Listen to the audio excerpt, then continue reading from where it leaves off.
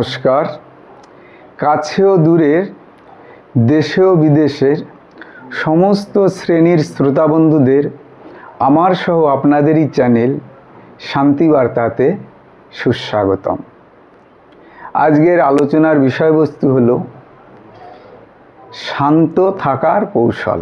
কিভাবে নিজেকে সব পরিস্থিতিতেই শান্ত রাখবেন বা শান্ত রাখতে পারবেন, তারই কৌশলগুলো আজকে আলোচনা করব। তো সেগুলি জানতে হলে ভিডিওর শেষ পর্যন্ত কিন্তু অবশ্যই সঙ্গে থাকবেন। সংসারে জীব যাদের জীবন আছে এবং যারা নির্জীব তাদের জীবন নেই। তো নির্জীব বস্তু যা আছেন তারা কিন্তু সুখ দুঃখ, ক্ষোভ, রাগ, কষ্ট অনুভব করতে পারেন না, কেননা তাদের জীবন নেই।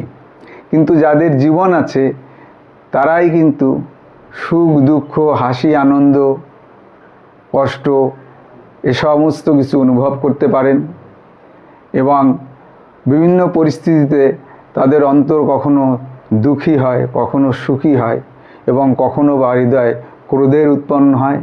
সেই হিসাবে মানুষ আমরা যারা আছি, আমরাও বিভিন্ন পরিস্থিতির পরিপ্রেক্ষিতে কখনো আনন্দিত হই, কখনো দুঃখের সঞ্চার হয় এবং কখনো বা আমাদের মনটা রাগে রাগান্বিত হয়ে যায়। কোনো বা কোনো বিষয়ে আমরা প্রচণ্ড চিন্তাশীল হয়ে পড়ি। তো সেই সব বিষয়ে একে একে আলোচনা করব। তো প্রথমত যেটা, কোনো কারণে যদি মনের ভিতরে আপনার রাগের সঞ্চয় হয়, কর্মকাণ্ডে বা কারো কথায় দুঃখ পেয়ে আপনার মনের ভিতরে ক্রোধের সঞ্চার হলো, ওই মুহূর্তে আপনি কিভাবে নিজেকে শান্ত করবেন? যদি কখনো রেগে যান, সেটা সমাজ, সংসার বা নিজের কার্যক্ষেত্রে হোক, ওই রাগান্বিত অবস্থায় আপনি কোনো কথার জবাব দেবেন না। চেষ্টা করুন একদম চুপ থাকার। নিতান্তই যদি জবাব দিতে হয়, কয়েক সেকেন্ড ভেবে নিন যে আপনার যে রাগ হলো, রাগের কারণটা কি, সেখানে কতটা আপনার দোষ ছিল, এইটা ভেবে তারপরেই জবাবটা দেবেন। এবং যে জবাবটা দেবেন সেটাও ভেবে নেবেন যে তদ্রূপ জবাব যদি আপনাকে কেউ দেয়, তখন আপনার মানসিক অবস্থা কেমন হবে? খুবই খারাপ হবে কি স্বাভাবিক থাকবেন? যদি স্বাভাবিক থাকেন তাহলেই সেই কথাটা অপর ব্যক্তিকে আপনি বলতে পারেন।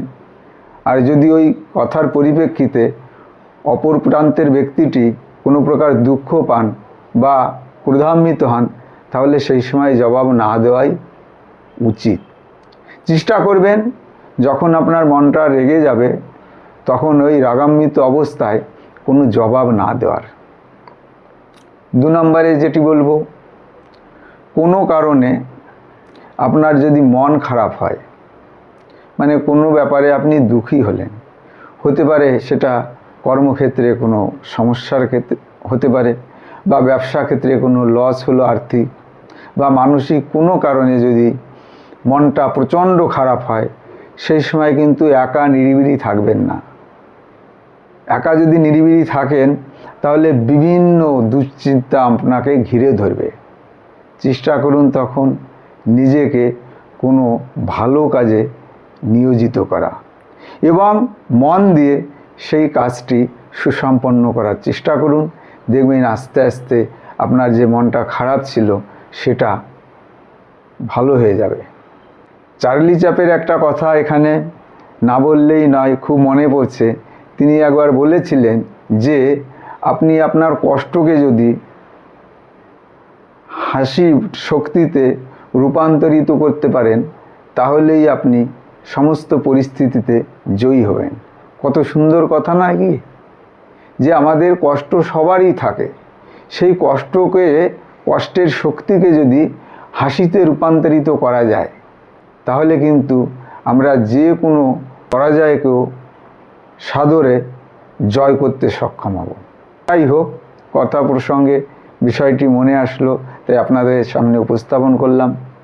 3 নম্বরে যে বিষয়টি বলবো, নিজেকে শান্ত রাখার জন্য, কোনো কারণে যদি অপমানিত হন বা কথোপকথনের মাধ্যমে আপনার সহকর্মী বা বন্ধুবান্ধব এমন কোনো কথা বললেন যে প্রচণ্ডভাবে আপনি অপমান বোধ করলেন, তাহলে সেই মুহূর্তে সেই অপমানের জবাব ক্রোধান্বিত হয়ে না দিয়ে সেটা খুবই স্বাভাবিকভাবে শান্তভাবে হেসে উড়িয়ে দিন। এমন কথা বলেন যে সেই কথার পরিপ্রেক্ষিতে সবাই আনন্দিত হয়ে হেসে ওঠেন এবং যার কথার কারণে আপনি অপমান বোধ করেছিলেন তখন সে নিজেই অপমানিত হবেন যে আমি একে অপমান করার জন্য হয়তো এই কথাটা বলেছি, নিচু দেখানোর জন্য এই কথাটা বলেছি, কিন্তু সে তো অপর প্রান্তের তার কোনো ভ্রুক্ষেপই হলো না এবং সে সেটা খুশি খুশি হাসির ছলে উড়িয়ে দিল। 4 নম্বরে যে বিষয়টি বলবো করেছেন, দেখুন ভুল সেই করে, কর্মী মানুষেরই কিন্তু কাজের মাধ্যমে ভুল হয়, তো ভুল হতেই পারে, তো ভুল হলে সেটা স্বীকার করতে শিখুন। হয়তো বস আপনাকে কোনো কাজ দিলেন, সিনিয়র লেভেলের কেউ, কাজটি ভুল হয়ে গেল, সেটা যদি ঢাকা দেওয়ার চেষ্টা করেন তাহলে আরও 10টা মিথ্যে কথা সেখানে সংযোজন করতে হবে। আর ভুলটা ভুলই, সেটা যদি আপনি উপস্থাপন করেন এটা ভুল হয়ে গেছে, তখন সেই ভুলটা কিভাবে আপনি শুধরাবেন, নিজেকে কিভাবে ঠিক করবেন, সে ব্যাপারে কিন্তু আপনি পরামর্শ পেতে পারেন। সুতরাং ভুল হলে সেটাকে গোপন না করে অবশ্যই অপকটে স্বীকার করুন এবং সেটা শুধরে নিন। দুবার যেন সেই ভুলের সম্মুখীন আপনি না হন, নিজেকে সেইভাবে পরিচালনা করুন। 5 নম্বর যে বিষয়টি বলব, কোনো কিছু জিতলে বা পেয়ে গেলে খুবই আনন্দিত হয়ে উচ্ছ্বাসিত হয়ে ফেটে পড়বেন না। হতে পারে সেটা আপনার চাকরির কোনো প্রমোশন, যার কারণে আপনার আনন্দিত হওয়াটাই স্বাভাবিক। আপনি আনন্দিত, আপনার হৃদয়টি আনন্দে রাখুন, মনের মধ্যে রাখুন। এই বিষয়গুলি মাথায় রেখে সেই মতো চলে নিজেকে শান্ত রাখার চেষ্টা করতে হবে।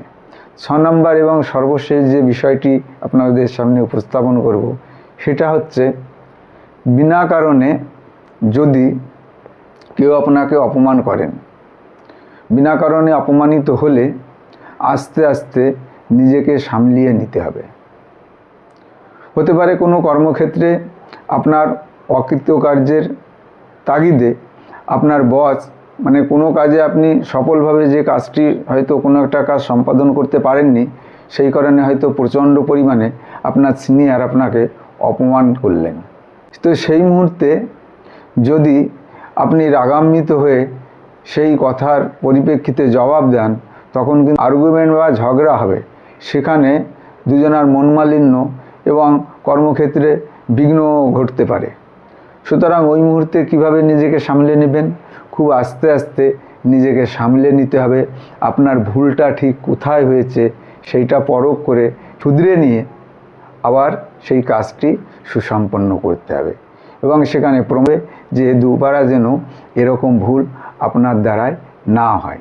ক্রোধকে যদি আমরা হাসির মাধ্যমে প্রকাশ করতে পারি বা নিজের মনের ভিতরে যে ক্রোধ বা রাগ সেটাকে যদি হাসির মাধ্যমে বহিঃপ্রকাশ করতে পারি, তাহলে আমরা সমাজ সংসারে সমস্ত কিছুই অসম্ভবকেও জয় করার।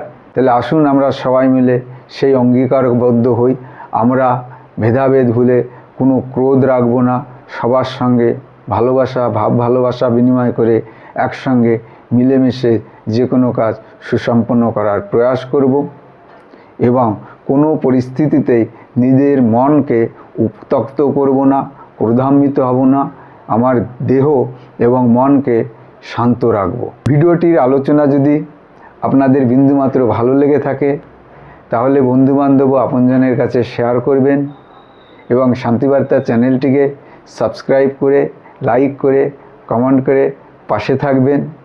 এই প্রার্থনা করে এখানেই শেষ করব। সবাই অনেক ভালো থাকবেন, সুস্থ থাকবেন, হাসি খুশি থাকবেন। এখানেই শেষ করছি। নমস্কার।